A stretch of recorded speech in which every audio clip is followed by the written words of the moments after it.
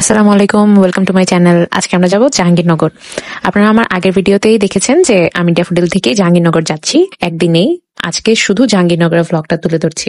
তো আমরা ড্যাফোডিল থেকে সিএমবি পর্যন্ত চলে আসলাম অটো দিয়ে। তারপর মিঠি আমাদেরকে ওদের জাহাঙ্গীরনগরের বাস দিয়ে নিয়ে গেল। তা আমাদেরকে বলছিল যে হচ্ছে এত নম্বর ব্যাচ, এই ডিপার্টমেন্ট, যাতে আমরা মনে রাখি, যদি কিছু জিজ্ঞেস করে যাতে আমরা বলতে পারি। তারপর ওখান থেকে আমরা তার হলে যাচ্ছিলাম। নতুন হলটা অনেক সুন্দর, আর ওর আজকে জন্মদিন ছিল, তো আমাদেরকে ট্রিট দিচ্ছিল। তারপর হলটা ঘুরে ঘুরে দেখছিলাম, এত সুন্দর, ওয়াও! মানে চারপাশ থেকে মানে গ্রিনারির মাঝে তারা থাকে, ব্লেসিংস এর মাঝে।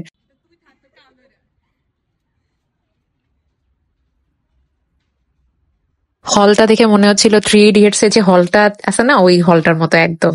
আর ছাদে যাচ্ছিলাম, তো সেখান থেকে যে সিনারিটা দেখলাম অসাধারণ। মানে কি সুন্দর! ঢাকা শহরে কোথাও থাকলে তো বিল্ডিং ছাড়া আর কিছু দেখা যায় না, কিন্তু ওখানে একদম প্রকৃতির মাঝে জাহাঙ্গীরনগরটা এত সুন্দর লাগে। তারপর আমরা যেহেতু আর কয়েক ঘন্টাই আছি, বেশিক্ষণ নাই, তো মিঠিরও যারা রুমমেটস ছিল তাদেরকেও বললাম সবাই একসাথে শাড়ি পরো, আমরা বাহিরে যেয়ে ঘুরে আসি। তো আজকে যেহেতু মিঠির জন্মদিন, আমাদেরকে একজন সিনিয়র আমাদেরকে ট্রিট দিচ্ছেন। আমি ভুলে গিয়েছিলাম যে এখানে অটো ব্যান করে দিছে, কারণ কিছুদিন আগে একটা ঘটনা ঘটেছিল যে একটা মেয়ে মারা গিয়েছে। তো রিক্সা আছে, কিন্তু রিক্সা সহজে পাওয়া যায় না এখন, এটা একটা কষ্টকর বিষয়। কিন্তু আমি এখানে আগে যখন আসছিলাম, তো অটোতে ঘুরতে খুব ভালো লাগতো, তবে রিক্সাতে উঠলাম, ঘুরে ঘুরে দেখতে অনেক ভালো লাগে।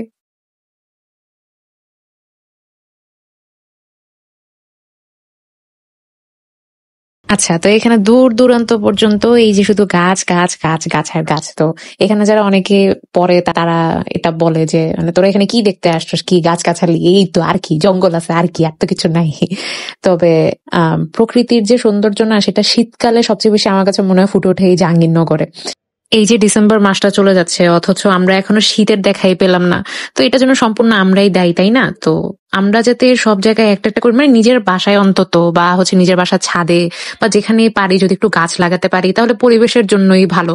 আমরা যে সুজলা সুফলা শস্য শ্যামলা বাংলাদেশ বলি, সেই বাংলাদেশে কিন্তু সেই গ্রিনারি হারিয়ে যাচ্ছে। তো এটা ধরে রাখার দায়িত্ব নিশ্চয়ই আমাদের। আমরা যেহেতু দেশকে সংস্কার করার কাজ করছি, আমাদের এই দিকটায় ধ্যান দিলেও খুব ভালো হয়। কারণ জলবায়ু যেভাবে পরিবর্তন হচ্ছে, তো একটার পরে আরেকটা কিন্তু আসতে অনেক লেট হয়ে যাচ্ছে বা আগে পিছে হয়ে যাচ্ছে। সো পুরোটার জন্যই আমরা দায়ী। আমরা যদি সবাই একটু সচেতন হই, সব জায়গায় যদি এই সুন্দর, মানে যে যেরকম গাছ পারি এরকম গাছ যদি লাগাই, তাহলে আমরাও যেমন ভালো থাকবো, প্রকৃতিও তেমন ভালো থাকবে। এই বাঁশের সুন্দর স্ট্রাকচারের জায়গায় আমি আগেও আসছিলাম, কিন্তু আগেরটা অন্যরকম দেখলাম, এখন দেখি আরেক রকম, জানি না।